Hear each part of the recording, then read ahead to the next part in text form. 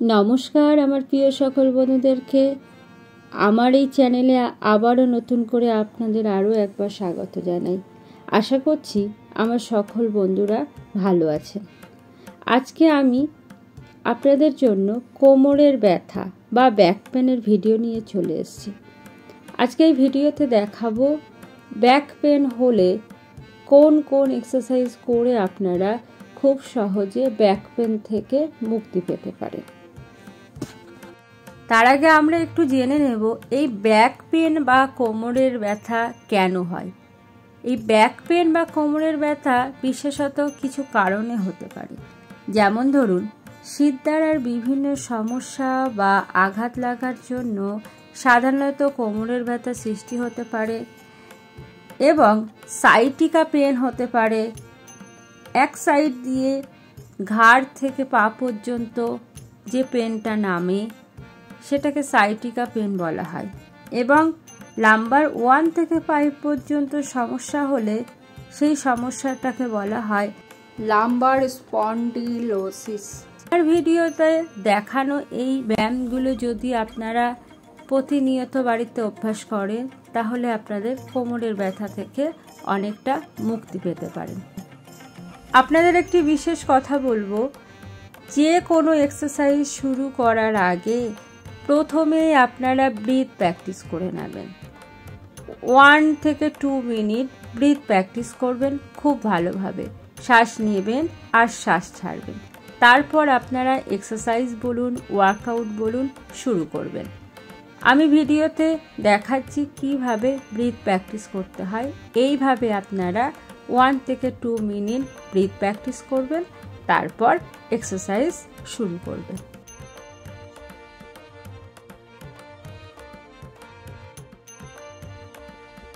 প্রথমে আপনারা আপনাদের হাতটিকে জ্ঞান মুদ্রায় রেখে দুটি হাঁটুর উপরে রাখবেন এইভাবে। তারপর বুক ভর্তি করে শ্বাস নেবেন এবং শ্বাসটা ছাড়বেন। এইভাবে আপনারা 1 থেকে 2 মিনিট ব্রিথ প্র্যাকটিস করবেন, তারপর এক্সারসাইজ বা ওয়ার্কআউট শুরু করবেন। চলুন তাহলে শুরু করা যাক। খুব ভালোভাবে এক্সারসাইজগুলো আপনারা দেখে নিন। প্রথমেই যে ব্যায়ামটি আপনাদেরকে দেখাবো, এই ব্যায়ামটি করতে হলে আপনাদেরকে মেরুদণ্ড সোজা রেখে 2 পা সামনে সোজা ও টান টান করে বসতে হবে। এবার বাম পা হাঁটু থেকে ভাঁজ করে ডান পায়ের নিচে দিয়ে ডান নিতম্বের বাম গোড়ালি ঠেকাতে হবে। দেখে নিন সামনে থেকে একটু। তারপর ডান পা হাঁটু থেকে ভাঁজ করে বাম থায়ের পাশে পায়ের পাতায় রাখতে হবে। এবার ডান হাত তুলে ডান হাঁটুর উপর দিয়ে ঘুরিয়ে এনে বাম হাঁটুকে ধরতে হবে। বাম হাতের চাপে ডান হাঁটু বা পাশে ঘুরে যেতে হবে। দেখে নিন ভালোভাবে।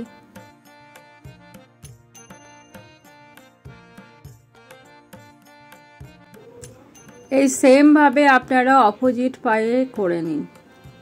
একইভাবে করবেন যেভাবে ভিডিওতে দেখানো হচ্ছে। বাম হাত তুলে এবারে আপনারা ডান হাঁটুকে চেপে বাম হাঁটু ধরবেন।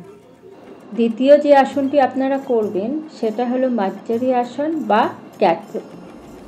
এই মার্জারি আসন বা ক্যাট পোজ করতে গেলে বজ্রাসনে স্পাইনকে সোজা করে বসতে হবে। তারপর হাত দুটিকে সামনে ফ্লোরে টাচ করতে হবে এবং হাঁটুর উপরে বডিটাকে কোমরটাকে তুলে রাখতে হবে। তারপর বুক ভর্তি করে শ্বাস নিতে হবে, নিয়ে সামনের দিকে যেতে হবে। ভিডিওতে ভালো করে দেখুন।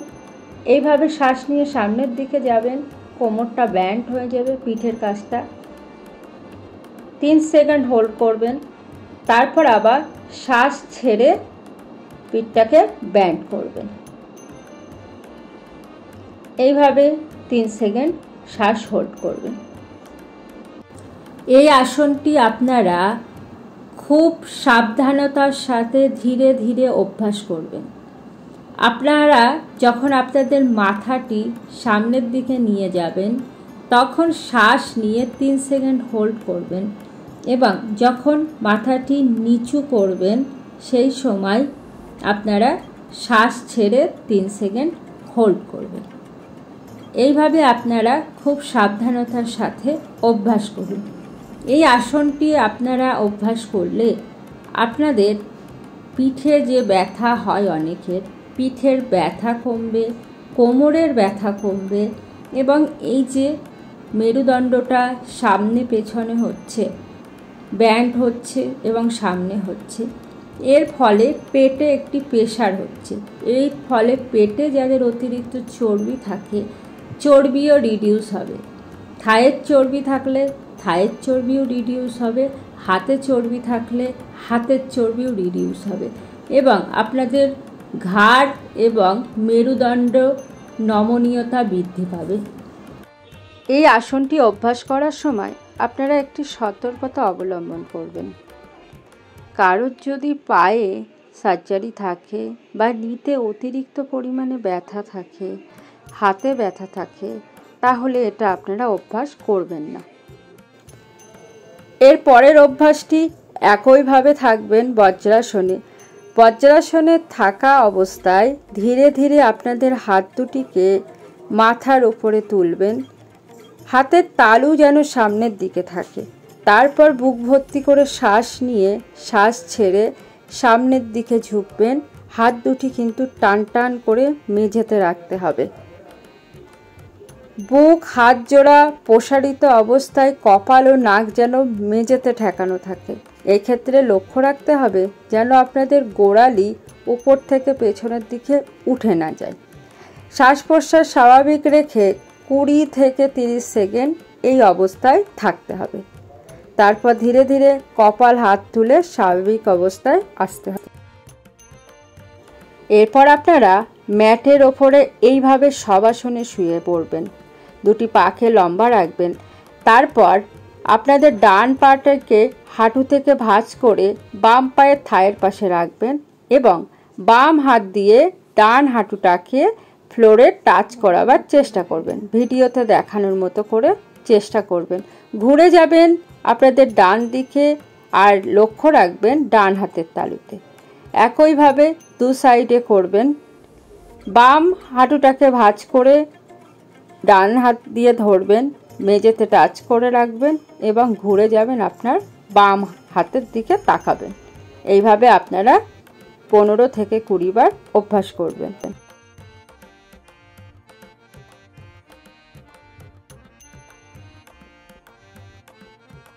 এরপর আপনারা যেটা করবেন, একইভাবে শবাসনে শুয়ে থাকবেন।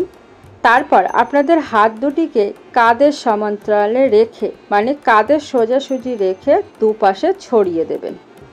হাতের পাতা যেন ওপরের দিকে থাকে, মানে আকাশের দিকে যেন খোলা অবস্থায় থাকে। এরপর আপনাদের দুটি পাকে হাঁটু থেকে ভাঁজ করে নিতম্বের কাছে রাখতে হবে। এরপর হাঁটু দুটিকে ডান দিকে ঝুঁকিয়ে ডান হাঁটুকে প্রথমে মাটির সঙ্গে ঠেকাতে হবে। তারপর ডান হাঁটুর উপরে বাম হাঁটুটাকে রাখতে হবে।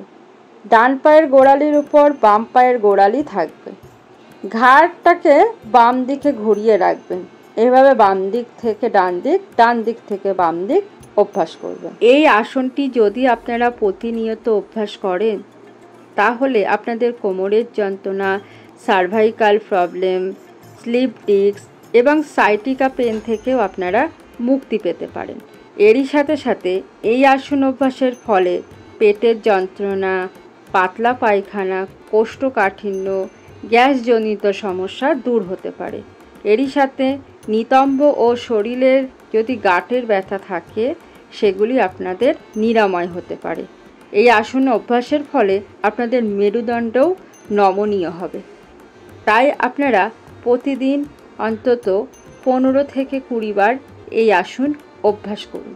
15 থেকে 20 বার অভ্যাস করার পর পা দুটিকে লম্বা করে আবার পুনরায় শবাসনে চলে আসুন। শবাসনে কয়েক সেকেন্ড বিশ্রাম নেওয়ার পর পরবর্তী আসনে চলে আসতে হবে।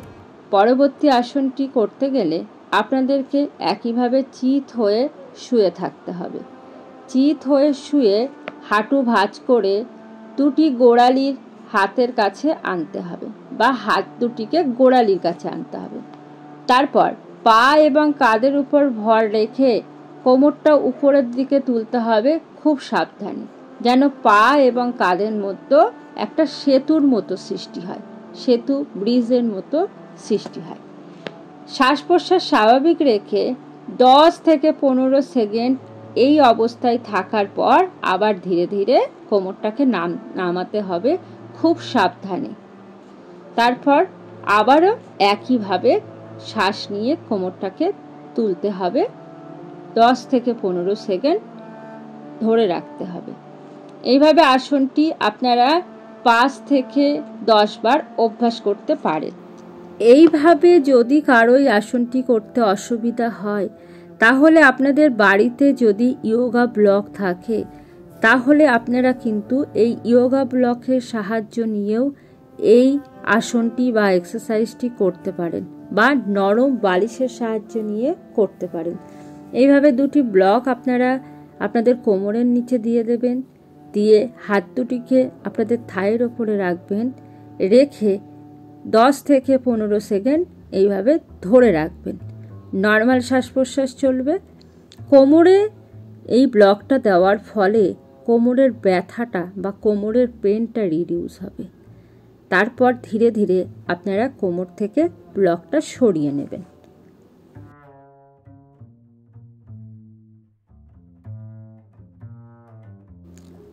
এটা করার পর আপনাদের দুটি হাতকে সামনে রেখে হাতের ওপরে আপনাদের চিনটাকে রেখে মকরাসনে একটু বিশ্রাম করে নেবেন। তারপর পরবর্তী আসনে যাবেন।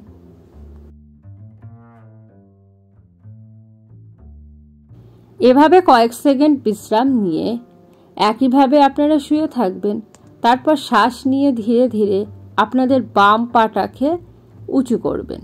খেয়াল রাখবেন হাঁটু যেন ভাঁজ না হয়। তারপর শ্বাস ছেড়ে নামাবেন। একইভাবে শ্বাস নিয়ে যতটা পারবেন ডান পাটাকে উঁচু করবেন, শ্বাস ছেড়ে নামাবেন। এক একটি পা করে এই পায়ে 10 ওই পায়ে 10 করে নেবেন। শ্বাসের সাথে এই ব্যায়ামটি আপনারা অভ্যাস করবেন।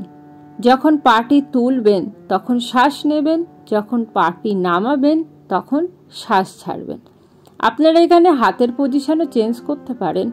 যদি পা তুলতে অসুবিধা হয় তাহলে হাত দুটিকে আপনাদের থায়ের নিচে রাখতে পারেন। এইভাবে অভ্যাস করে আবার আপনারা মকরাসনে বিশ্রাম করে নেবেন। এরপর যে অভ্যাসটি আপনারা করবেন সেখানেও একইভাবে আপনারা শুয়ে থাকবেন। তারপর আপনাদের হাতের কনুই ভাঁজ করে দু হাতের তালু বুকের দুপাশে মেঝেতে বা ম্যাটের উপরে রাখতে হবে। পা দুটিকে জোড়া করে রাখতে হবে। শ্বাস নিতে নিতে বুক ভর্তি শ্বাস নিয়ে শ্বাস নিতে নিতে শরীরের উপরের অংশটি ধীরে ধীরে উপরের দিকে তুলতে হবে। নাভি থেকে মাথা শরীরের পেছনের দিকে বাঁকাতে হবে। যতটা পারবেন বাঁকাবেন, কেউ জোর করে করবেন না। আর আপনাদের দৃষ্টি উপরের দিকে রাখতে হবে, মানে উপরের দিকে তাকাতে হবে। এই ব্যায়ামটি করতে গেলে থাই এবং নিতম্বের মাংসপেশিতে একটু টান অনুভব আপনারা করতে পারেন।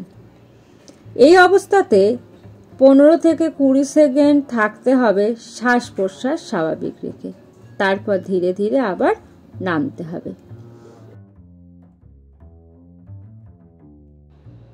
এইভাবে এই আসনটি আপনারা অন্তত 5 থেকে 10 বার অভ্যাস করতে পারেন।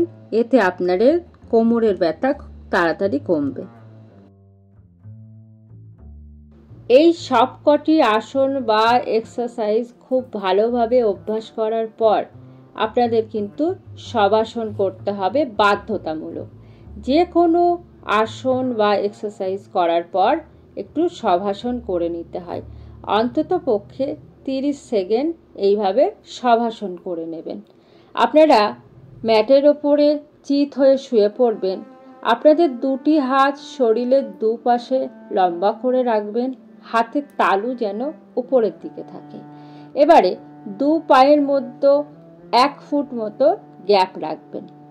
তারপর শরীরের পুরো অংশটা যেন মনে হয় স্পন্দন নেই। চোখ বন্ধ রেখে শ্বাস প্রশ্বাসটা ধীরে ধীরে নিতে হবে। এইভাবে শব বা মৃতদেহের মতো পড়ে থাকাকে বলা হয় শবাসন। এই শবাসন অভ্যাসের ফলে শরীরের সমস্ত ক্লান্তি দূর করবে, মানসিক শান্তি ফিরে পাবেন এবং আপনারা এত সময় ধরে যে ব্যায়ামগুলি বা এক্সারসাইজগুলি করলেন, আপনাদের নার্ভগুলো উত্তেজিত ছিল, ধীরে ধীরে সেগুলো আবার পুনরায় স্বাভাবিক হয়ে যাবে। মানসিক চঞ্চলতা, উত্তেজনার অবসাদ প্রভৃতি দূর করতে পারে এই সহজ আসনটি। এইভাবে কিন্তু আপনারা শবাসন করে নেবেন। আজকে এই ছিল আমার ভিডিও। আশা করছি ভিডিওতে আসনগুলি বা এক্সারসাইজগুলি আমি খুব ভালোভাবে আপনাদেরকে দেখাতে ও বোঝাতে পেরেছি।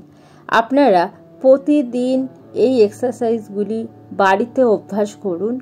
আপনাদের ব্যাক পেন বা পিঠের ব্যথা, কোমরের ব্যথা সমস্ত কিছু দেখবেন খুব তাড়াতাড়ি কমে গেছে। আপনারা ব্যথা থেকে আরাম পাবেন। প্রতিনিয়ত আপনারা অন্তত 5 মিনিট বাড়িতে অভ্যাস করুন। আর আমার ভিডিওটি যদি আপনাদের ভালো লেগে থাকে তাহলে ভিডিওটি শেয়ার করুন এবং ভিডিওতে একটি লাইক করুন। আমি আবারও নতুন ভিডিও নিয়ে চলে আসবো আপনাদের জন্য। তত সময় আপনারা সকলেই সুস্থ থাকবেন, ভালো থাকবেন। আবার দেখা হচ্ছে। আজ তবে এটুকু। নমস্কার।